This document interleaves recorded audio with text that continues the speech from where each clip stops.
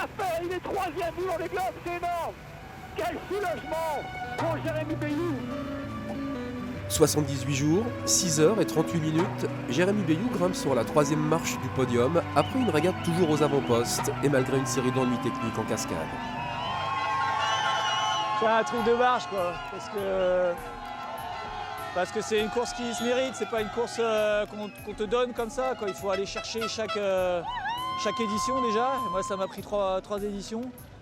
Et puis cette année, il faut chercher chaque mille, chaque mètre. Il faut se dépasser, il faut demander au bateau de se dépasser. Quand tu arrives au bout, c'est difficile de décrire comme ça, mais c'est une émotion immense. Après 2 abandons en 2008 et 2012, cette troisième participation au Vendée Globe sera la bonne, d'autant plus qu'il boucle ce tour du monde en moins de 80 jours. Il faut chaque jour trouver les ressources pour juste aller atteindre le jour suivant, quoi. Et puis moi j'ai vraiment fonctionné comme ça. À un moment, je me suis dit il va falloir y aller au jour le jour. Donc au jour le jour, pendant 2-3 jours, ça va quoi. Mais au bout de 70, voilà, tu tires un peu la langue. Il n'y a pas d'autre challenge de ce type-là, ça n'existe pas. En autonomie comme ça n'existe pas et j'ai découvert.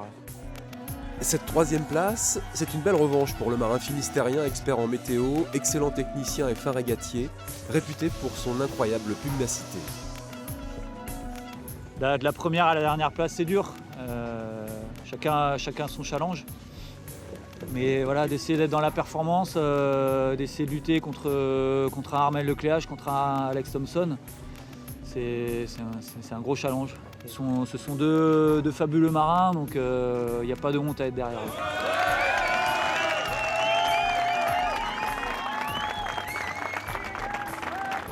Voilà, dans l'ordre d'un podium, il a Armel Lecléache au milieu. Quelle belle image de ce Vendée Globe 2016-2017.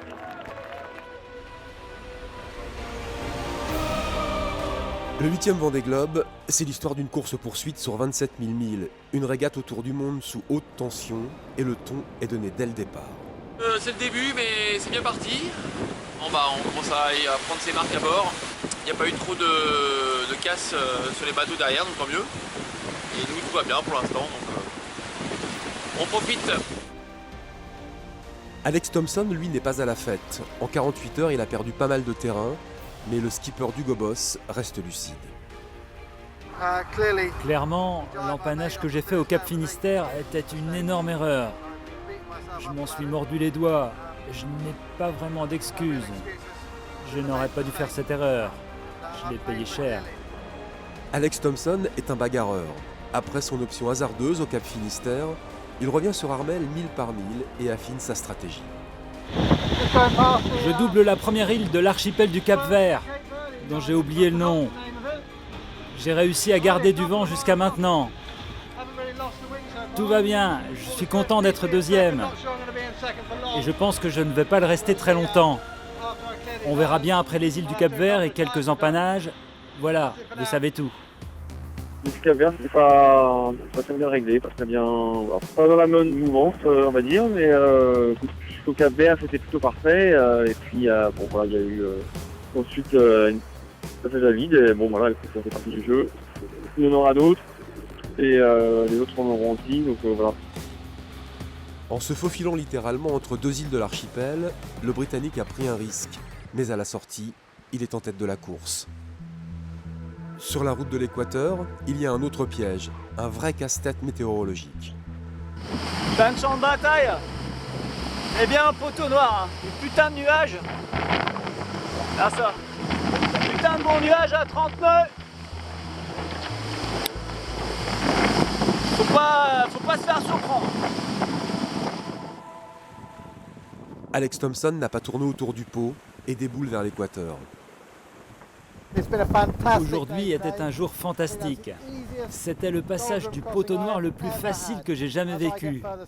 Au fur et à mesure que je vais descendre vers le sud, le vent va se renforcer et tourner à gauche, ce qui me permettra d'ouvrir les voiles et d'accélérer. Profitant de conditions météo exceptionnelles, la tête de course glisse vers le cap de Bonne-Espérance dans des temps records. Ça va faire 4 ou 5 jours, j'ai pas mis le nez dehors, pas vu l'équateur. à réparer des merdes de pilotes automatiques. Mais là, je crois qu'au bout de 5 jours, on a trouvé la solution. Donc champagne. Les foilers font parler la poudre. Le problème, c'est qu'à des vitesses aussi élevées, le moindre choc prend toute sa dimension. Au 13e jour de course, superstitieux s'abstenir, c'est Alex Thompson qui perd brutalement son foil tribord. Hier matin, je me reposais quand il y a eu un énorme bruit. Le bateau a viré brutalement sur tribord, le safran s'est relevé, je suis monté sur le pont pour essayer de régler le problème. Et là, j'ai réalisé que le foil tribord était cassé. Il ne restait que quelques centimètres qui dépassaient du bateau et qui me ralentissaient. Je ne pouvais rien faire. À un moment donné, je vais devoir aller sectionner ce qui dépasse. Et je dirais qu'il m'en reste un de l'autre côté. J'espère que je vais garder la tête et prier pour que la course se fasse un maximum sur tribord. C'est ça la course, s'attendre à l'inattendu. Au 18e jour, changement radical d'ambiance. Les polaires sont de sortie, le Grand Sud n'est pas très accueillant. Je vais vous montrer un petit peu l'ambiance dehors, vous allez voir c'est un peu gris. On a toujours un peu de vent, là on vient de manœuvrer, on a mis la tenue étanche parce que dehors c'est un peu humide. Et je vais me faire un petit thé pour réchauffer un petit peu tout ça. Là-bas, c'est Armel Lecléache sur Banque Populaire. Tranquillement, il m'a rattrapé la nuit dernière.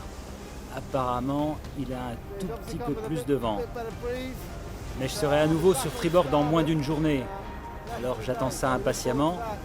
D'ici là, je continue d'attaquer autant que je peux pour rester au contact de ce gars-là. Chronique d'un duel annoncé entre les deux hommes qui n'arrêtent pas de se refiler le leadership. C'était une belle bataille d'empannage hier et puis content de retrouver Alex ce petit matin tout à l'heure des bords à bord et puis j'ai réussi à m'échapper un petit peu donc tant mieux, c'est bonne chose de faite. 6e semaine de course, les conditions se durcissent. Le matériel est mis à rude épreuve, les hommes aussi, soumis à un rythme très élevé et cernés par la fatigue. Le Grand Sud dans toute sa démesure avec ses chapelets de dépression. Le bateau surfe parfois sur les vagues à 30 nœuds avant de s'arrêter net. Ça veut dire que vous êtes balancé de tous les côtés. On peut entendre l'eau qui se fracasse sur le pont. Et c'est là que votre esprit commence à se poser des questions. Que va-t-il se passer si la structure lâche ou si tu heurtes quelque chose ? Parfois, je me demande ce que je fais là. Au bout du Pacifique Sud, Armel Lecléache a largement creusé l'écart sur Alex Thompson. Il possède 800 000 d'avance. 23 décembre 2016. Et le Cap Horn, juste là. Fin des mers du Sud, début de l'Atlantique dans quelques minutes. Donc ça fait du bien, on va boire un petit coup de champagne pour fêter le moment. 47 jours et 32 minutes, un record. Le Breton abaisse de plus de 5 jours le temps de référence établi par François Gabard en 2012. Allez, santé au Cap Horn, juste là.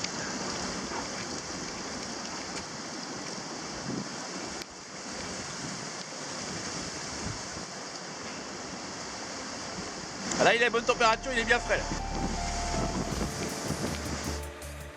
Jérémy Bayou passe la pointe de l'Amérique du Sud en 3e position, 2 jours, 2 heures et 2 minutes après Thompson. Lui aussi espère une redistribution des cartes après le Horn. Je pense que peut-être que la course reprendra un petit peu ses droits. Je regarderai un petit peu comment je suis par rapport aux deux premiers, par rapport à Alex, quelle trajectoire ils ont prise et que je peux prendre moi comme trajectoire. Le jeu va se réouvrir un petit peu, hein, donc voilà, ça va être une autre course et une nouvelle course. La remontée de l'Atlantique Sud s'annonce on ne peut plus tactique. Le Breton doit négocier des passages délicats coincés entre la zone d'exclusion des glaces et les bulles anticycloniques piégeuses. Le Britannique à l'affût lui a repris presque 700 000 en moins de 6 jours et Armel Lecléache voit fondre son avance un peu plus, heure par heure. Il a eu juste un empannage à faire après Cap Horn et tout droit depuis. Moi j'ai eu du près, du portant, des empannages. Donc c'est sûr que les 800 000 se sont vite réduits en pas grand chose. Ça devrait encore réduire dans les prochaines heures. Mais bon, on verra les comptes dans quelques jours pour voir si lui aussi sera bien ralenti dans le cyclone et quels seront les écarts à ce moment-là. On va rien lâcher de toute façon, c'est mode Figaro hein, et on va se bagarrer. Le 18 janvier au petit matin, 39 000 seulement, séparent les deux hommes qui vont devoir faire le virement de bord le plus décisif, le plus important de toute la course. There's no real option for me anymore. Doesn't look like there's any possibility after attack is going to be win. So yeah, I think my options have run out. I'm very tired, so I don't have any tension about the finish. I have tension about trying to make the autopilot work so I can sleep. La fin de l'histoire, on la connaît déjà.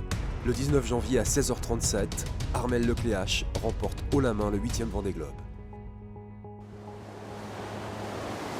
Top, arrivée de Banque Populaire, vainqueur du Vendée Globe 2016. Temps de course, 74 tours, 3 heures, 35 minutes, 40 secondes.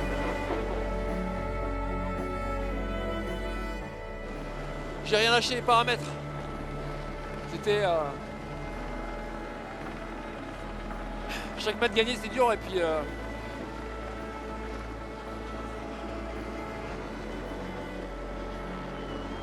Je la voulais tellement cette victoire.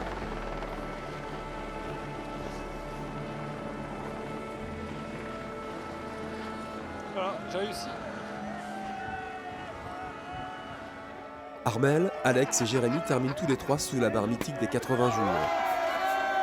Après Jean-Pierre Dick, Yann Elias et Jean Le Cam, les arrivées vont se succéder au Sable d'Olonne jusqu'au dernier solitaire, attendu début mars.